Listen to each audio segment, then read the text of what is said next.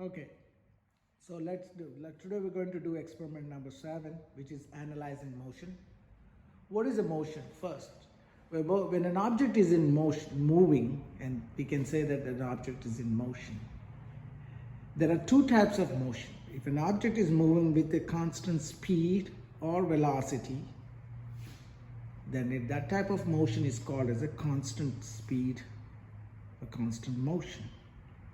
The other type of motion is when their speed or velocity changes, and it also changes in the direction. That type of motion is called as variable motion. So here the variable motion is of two types. One is called as accelerated motion, where your speed or velocity increases, especially when you're going down the ramp or coming down the mountains, your speed increases. The other one, when you're going up the ramp, that type of motion, the speed decreases, and that type of motion is called as a decelerated motion. It's like an example is when you're coming to a stop, when there is a red light, that's a decelerated motion. Once it's a green light, you're going to accelerate the motion. That means you're increasing the velocity or speed of your car. By the way, velocity is a vector quantity because it has the direction as well as the magnitude. Whereas speed it has only a magnitude. Like I can say 60 miles per hour or 20 miles per hour. That's only speed. But if I say 60 miles per hour due north, then it will be velocity.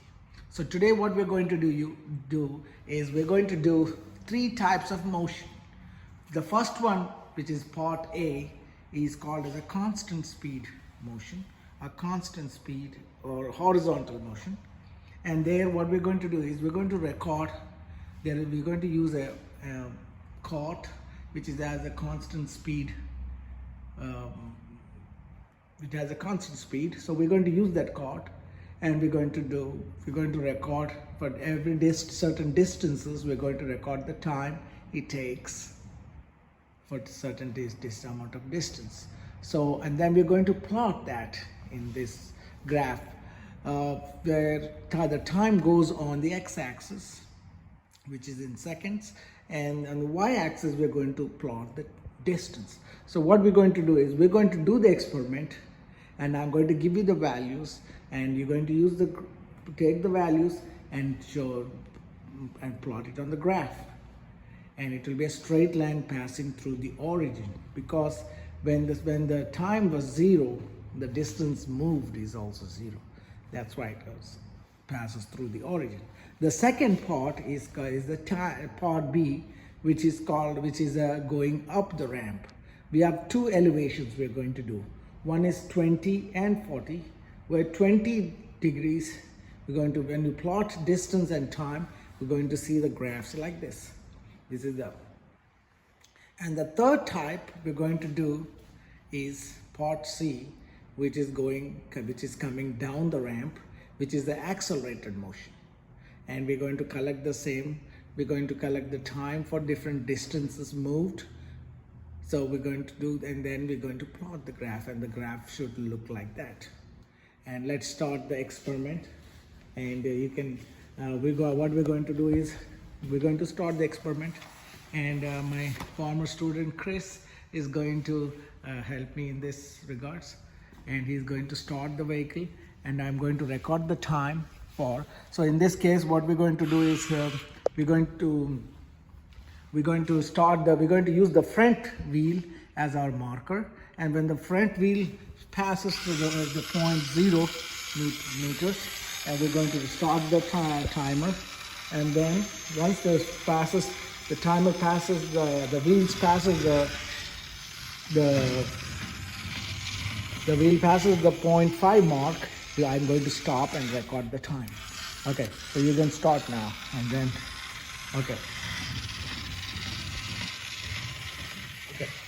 So we got the time as 1.7 seconds, and that's how we're going to record the time for different distances. one is 0.5. We're going to record. We're going to start again from the starting point. We're going to do for 1 meters. We're going to do for 1.5.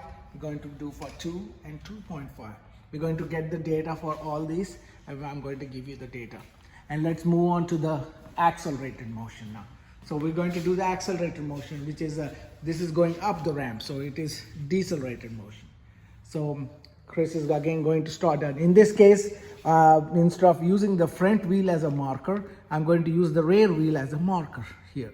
And when the rear wheel passes the point 25, for the first distance is 25 centimeters. When it passes the 25 centimeters, I'm going to stop the stopwatch and we can record the time. So this is how we're going to do it. So when he places there, I'm going to start the time, okay? And then I stop the time. So I could take 0.8 seconds, 81 seconds to pass through the point at 25 centimeters. And we're going to repeat for different distances. We have 50 centimeters. We're going to do for 75 centimeters. We're going to do for 100, and we're going to do for 125 centimeters going up the ramp. And then we're going to do here, this here we don't need, this is the third type which is coming down the ramp. So in this case, what we're going to do is, these are the 2 timer gates. We have timers. I'm going to use the steel ball, and when I roll the steel ball through these points, the points record the date time, and this is how we're going to use the timer instead of a stopwatch. So we have to make sure that always that these 2 terminals A and B are always green, and this is the one is connected to terminal A, the other one is connected to terminal B, and we're going to show how the temperature, how the time it takes for. So once I'm going down the ramp, Chris is going to catch that, and we're going to put, so I'm going to put, so this is at, so if you see the distance here, it is at 25 centimeters. The distance from the starting point to here is 25 centimeters. We're going to record for 50 centimeters. We're going to record for 75, 100, and 125, and 150. So we're going to record for different values, and we're going to use the same. We're going to plot the graph and distance and time. So in this experiment, the only thing you have to do is get the data and plot the graph and label the graphs, and that's all. This is the experiment in this. So I think I'm sure everybody going to do well in this experiment. So let's start. I'm going to record this time, and you see how when the ball passes through this sensors, it's going to be, it shows red, and again here also it's going to show the red. So let's see. So I'm going to drop from 25 centimeters. Okay, so I got the time. So the first time when it passes to 25 centimeters, the time is 0.64 when you round up seconds. So we're going to use that values, and we're going to collect all other values like that, and I'm going to give you this. I hope everybody understood the experiment, and we're going to, this is how I'm going to record all other experiments also, and I'm going to send you the data. Hope you all have a good day.